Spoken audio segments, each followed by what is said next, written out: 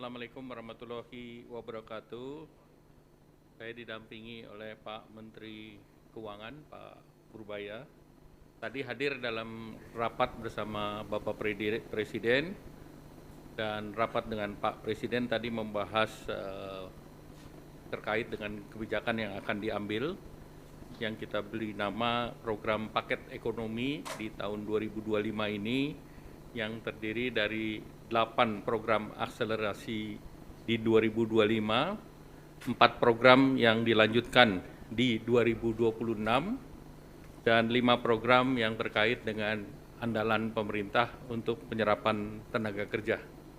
Mungkin slide-nya boleh ditayangkan.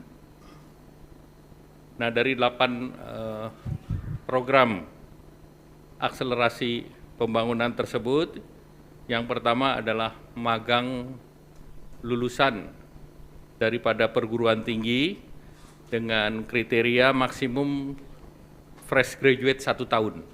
Apakah itu S1, D3, dan yang lain, itu di link and match-kan dengan dikerjasamakan dengan sektor industri, di mana penerima manfaat tahap pertama 20.000 orang, dan selama proses bekerja diberikan uang saku sebesar upah minimum UMP, dan ini untuk 6 bulan dan anggarannya sudah disediakan sebesar 198 miliar. Yang kedua mungkin yang terkait dengan perluasan PPh 1 ditanggung pemerintah yang kemarin sudah diperlakukan untuk sektor padat karya, ini dilanjutkan ke sektor pariwisata, hotel, restoran, dan kafe. Target penerimanya 552.000 pekerja, dan ini diberikan 100% PPh untuk sisa tahun pajak 2025 ataupun 3 bulan. Nah, anggarannya sebesar 120 miliar. Ini bisa pindah ke slide berikut, slide 3. Kemudian bantuan pangan itu juga dilanjutkan untuk 2 bulan. Itu untuk 10 kg beras di bulan Oktober November. Nanti kita evaluasi untuk bulan berikutnya, bulan Desember. Nah, itu diperlukan dana sebesar 7 triliun. Kemudian program bantuan iuran jaminan kecelakaan kerja dan jaminan kematian bagi pekerja bukan penerima upah. Jadi ini bagi pekerja bukan penerima upah itu adalah pengemudi transportasi online atau ojol, ojek panggalan, supir, kurir, dan logistik. Target penerimanya adalah 731.361 orang. Diberikan diskon 50% untuk JKK dan JKM. Jadi JKK dan JKM itu tentunya kita berharap bahwa ini bisa diterima oleh ojol, dan dana yang diperlukan adalah 36 miliar dan disiapkan oleh BPJS. Nah, ini JKK itu santunan kematian 48 kali upah, santunan cacat 56 kali upah, beasiswa 174 juta untuk 2 orang anak, dan jaminan kematian itu totalnya bisa menerima 42 juta. Kemudian manfaat layanan tambahan dari perumahan BPJS Tenaga Kerja. Kita tahu BPJS Tenaga Kerja punya program terkait dengan perumahan. Nah, ini bunganya diturunkan. Jadi sebelumnya adalah BI rate plus 5%, ini diturunkan menjadi BI rate plus 3%. Kemudian untuk penerima manfaat di mana itu bisa untuk menyicil rumah, bisa untuk down payment, dan juga untuk para developer yang tadinya BI rate plus 6 diturunkan juga menjadi 4%. Ini seluruhnya dengan juga relaksasi slick dari OJK. Nah, ini targetnya 150 miliar ditanggung oleh BPJS. Tahun ini ditargetkan sampai 1.000, namun tahun depan akan ditingkatkan jumlahnya karena ini akan mendukung program Bapak Presiden untuk menyediakan 3 juta rumah. Kemudian percepatan deregulasi PP 28, yaitu integrasi sistem kementerian lembaga dan juga rencana daerah tata ruang RDTR ke OSS. Nah, ini akan didorong jumlah daerahnya tadi ditingkatkan bukan 50 tetapi ini 50 kabupaten kota, namun daerahnya menjadi 170 sekian kecamatan, dan diharapkan tahun depan juga bisa ditambahkan. Dan untuk RDTR itu disediakan dana 3,5 miliar per RDTR, di mana dari Badan Geologi Informasi Geospasial akan menyiapkan data, sehingga nanti OSS punya fiktif positif untuk 20 hari kerja. Sehingga kalau ini tidak selesai, maka otomatis akan berlaku, dan itu kebutuhan dananya diperkirakan sekitar 1 triliun. Kemudian pilot project, beberapa program di kota-kota besar, salah satunya adalah di Jakarta untuk gig ekonomi, di mana ini semacam working space, dan ini akan diikuti oleh piloting di berbagai daerah lain, Jabar, Jateng, Jatim, Banten, Bali, Manado, Makassar, dan Batam. Kalau di Jakarta menggunakan dana yang sudah tersedia di Jakarta, dan juga akan mendorong dana yang ada di Ekraf. Nah, kemudian paket 4, tadi yang 8 sudah saya jelaskan, 8 diberlakukan untuk mengakselerasi di 2025, yang 4 adalah yang akan dilanjutkan di 2026. Yang pertama terkait dengan PPh final bagi UMKM yang pendapatannya 4,8 miliar setahun, itu pajak finalnya 0,5% dilanjutkan sampai 2029.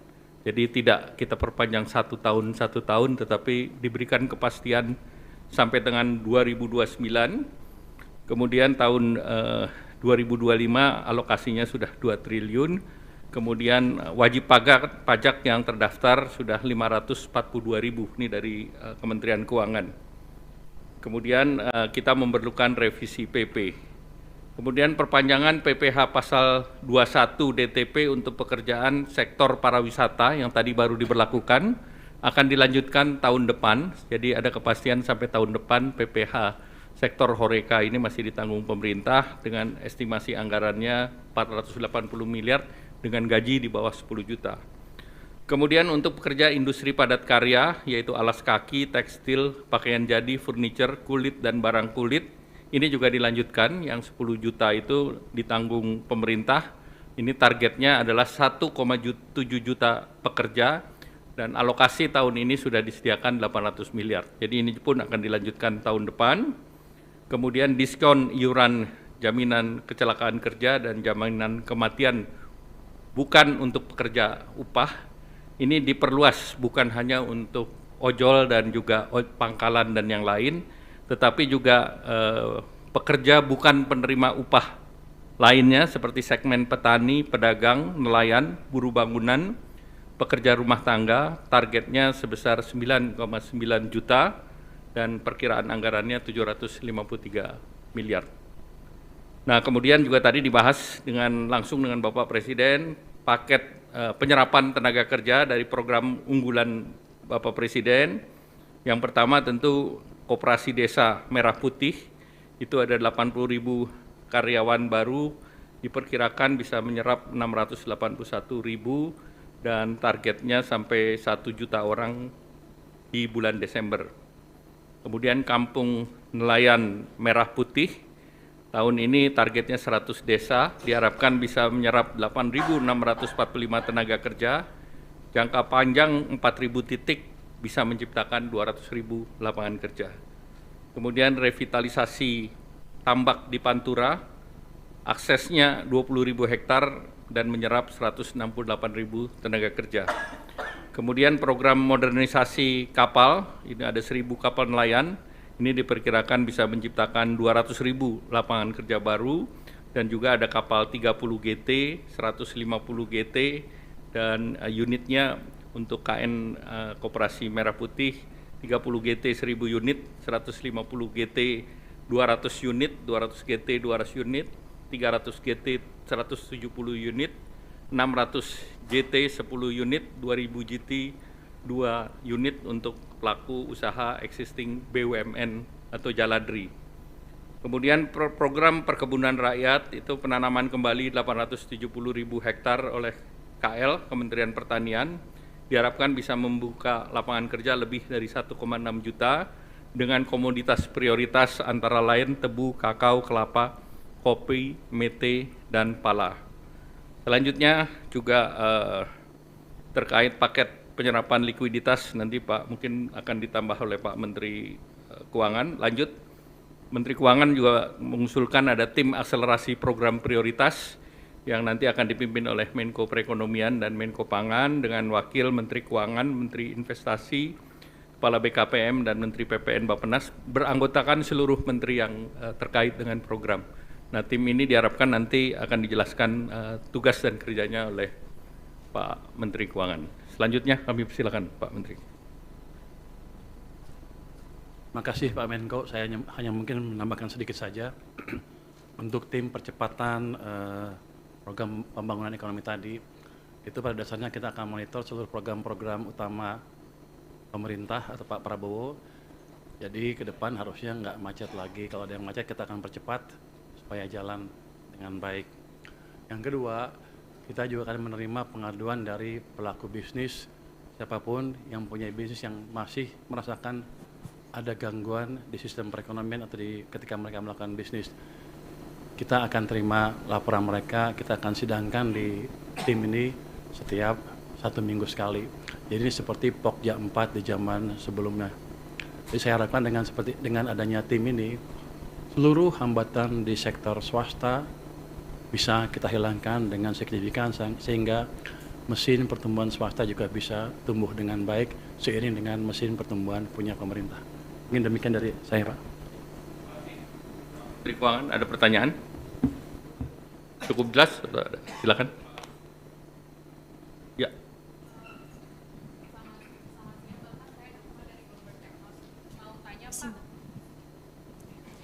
Izin mau tanya Pak soal stimulus PPh 21 DTP, kan itu diperluas ke sektor hotel, resto, dan lain-lain yang pariwisata tadi Pak. Apakah ada alasannya kenapa itu diperluas ke sektor tersebut Pak? Lalu izin bertanya juga ke Pak Purbaya, apakah ada estimasi total belanja perpajakan atau total insentif pajak yang ditanggung pemerintah berapa triliun Pak? Dan mau nanya juga Pak, ini kan dalam beberapa kali APBN kita tren penerimaan itu mengalami penurunan ya Pak. Di tengah hitung-hitungan fiskal yang ketat ini, bagaimana dampak dari stimulus yang diberikan terhadap perkembangan defisit? Apakah defisitnya APBN 2025 akan melebar atau seperti apa Pak? Terima kasih.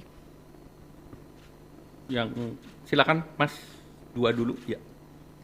Selamat siang Pak Erlangga, Pak Purbaya Stefano dari Reuters. Pak, mau nanya tadi ada estimasi anggaran stimulus itu 16,23 triliun, itu maksudnya untuk yang kuartal 4 2025 dan juga 2026, tapi anggarannya dari 2025 ya Pak, mau mastiin itu aja sih Pak. Kemudian untuk Pak Purbaya itu kan kita udah punya 200 triliun nih Pak di Himbara.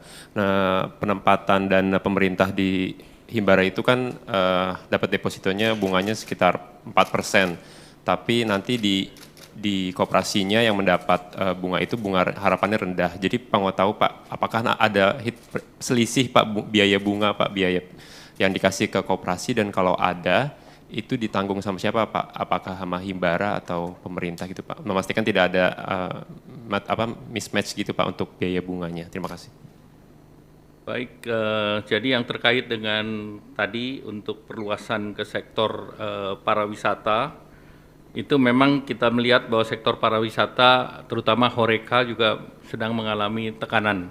Oleh karena itu yang kemarin kita sudah berikan ke padat karya, kita perluas ke pariwisata. Dan diharapkan 482.000 orang bisa memanfaatkan, dan benefitnya mereka bisa memanfaatkan angka 60.000 sampai 400.000 tambahan ke orang per orang, sehingga kita berharap bahwa ini daya beli bisa terjaga juga. Dan kemudian tadi terkait dengan dana, memang 16T itu hanya sampai 2025, jadi bukan 2026, dan itu sebagian program sudah ada di kantongnya kementerian masing-masing, seperti PU, PERA sudah ada di kantong masing-masing, BPJS ada di BPJS, kemudian ada beberapa yang sektor lain yang sudah disediakan oleh Pak Menkyu, mungkin silakan. Hanya menjawab sedikit aja yang tadi apa defisitnya seperti apa. Yang paling besar tadi kan yang 2 kali 10 kilogram itu sekitar 7 triliun. Sudah ada uangnya kami sediakan, bukan berarti defisitnya melebar, tapi saya bisa perkirakan tuh setiap tahun tuh penyerapannya berapa sih anggaran kita. Tahun lalu kan ada sisa juga, saya bisa hitung sisanya berapa. Jadi daripada sisa, tinggal 3 bulan lagi mungkin nggak kepake, saya pakai ke sana. Jadi ini hanya optimalisasi penyerapan anggaran supaya berdampak bagi perekonomian tanpa merubah defisit terlalu signifikan. Nanti kalau ekonominya tumbuh lebih bagus kan, kalau kita asumsikan rasio tax ratio-nya konstan, kalau PDB-nya tumbuh lebih cepat kan tax-nya lebih cepat juga. Jadi mungkin dampaknya ke defisit cenderung netral to positif. Tadi kalau apa tadi? Oh, yang bunga ya? Enggak, bunganya itu pada dasarnya ya, ini kan 200 triliun sudah masuk ke sistem. Uang itu bisa dipakai untuk koperasi merah putih kalau sudah siap, dan kami ada instruksi ke perbankan kalau mereka pakai untuk koperasi merah putih, otomatis bunga yang kami charge ke mereka lebih rendah, jadi ke 2% dari sebelumnya, sekitar 4% ya. Jadi otomatis seperti itu. Jadi nggak ada lagi cost tambahan bagi Himbara ya. Jadi harusnya sih akan berjalan mulus.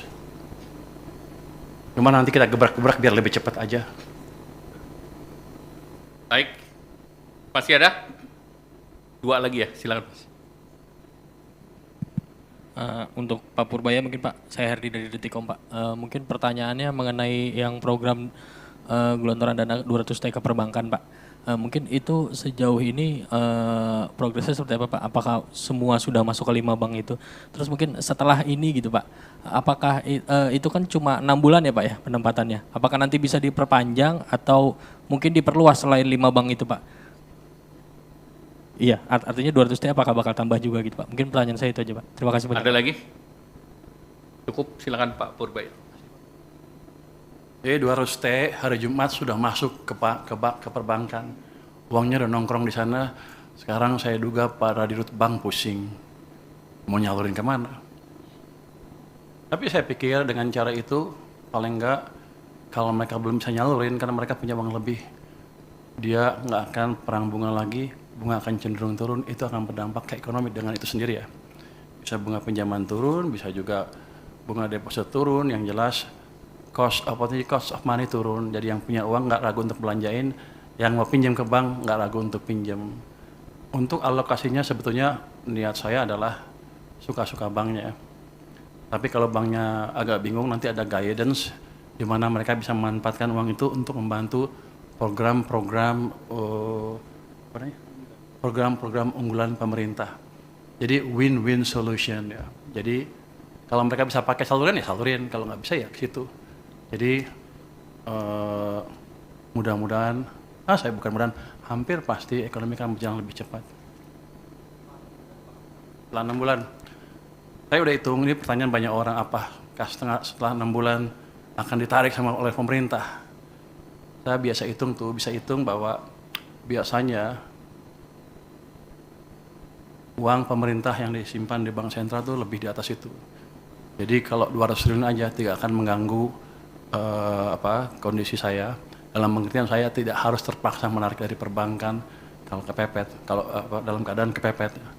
Jadi harusnya itu jumlah yang cukup sustainable untuk di bank maupun untuk perpurata pembiayaan program pembangunan yang lain. Enggak, taruh aja di situ terus. Saya nggak perpanjang. Biar seperti itu. Jadi ini kan nggak ada termnya sebetulnya. Yang kemarin dia bilang 6 bulan itu salah. Yang anak buah saya selalu nulis. Pada dasarnya seperti itu aja. Seperti saya naruh uang di bank suka-suka saya sampai kapan.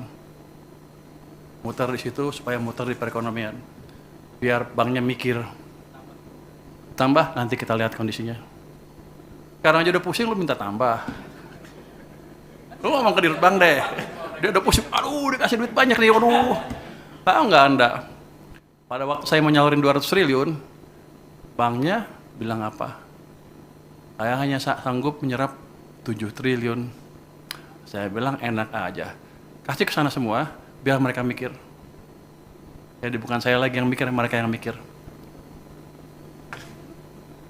Baik, terima kasih Pak Menteri Keuangan, terima kasih Bapak Ibu teman-teman media cetak, media elektronik. Assalamualaikum warahmatullahi wabarakatuh.